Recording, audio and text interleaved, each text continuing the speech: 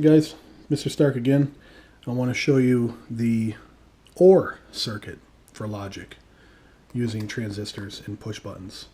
And basically the OR circuit represents a very simple concept, probably easier for motor controls than it is for electronics because it seems like there's a lot going on here. But if I press button A or button B, the light comes on. So A or B. If A is on, light comes on. If B is on, light comes on.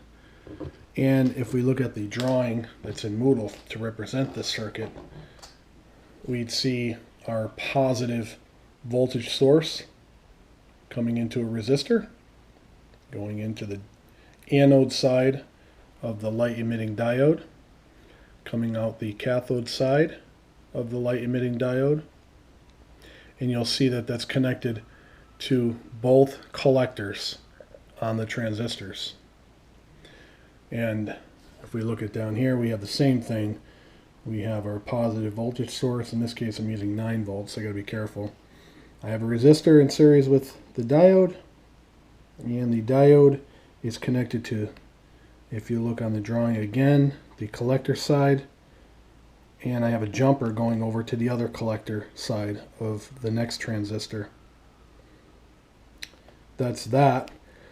I also have a negative lead coming into the emitter on one transistor. As we know, the negative is always hooked up to the emitter side. Same thing here, I have this jumper which brings negative over to that emitter. And we know these transistors don't do anything without a little bit of stimulus. So let's take a look at our resistors down here in series with the push buttons. And I'm limiting the amount of current flow into this button. Off the other side of this button, you can't see it, but there's a contact that's on the other side of this button that's lined up with the base. So when I put a little bit of current flow, my light comes on and it's going through that transistor. Same thing with this one. If I stimulate the transistor again by allowing a little bit of current to flow, button B lets that come on, and it's going on through the other contact. The opposite contact on these little buttons is lined up with the base of that transistor. So a very fundamental circuit. We actually use this in motor controls in a different way. If I press the emergency stop button, something will happen, like an alarm. If I press the other emergency stop button at the end of the whatever, the conveyor belt or something, if I wanted to press something to make it stop, another light would come on indicating it. So from multiple locations we use the AND circuit all the time in motor controls.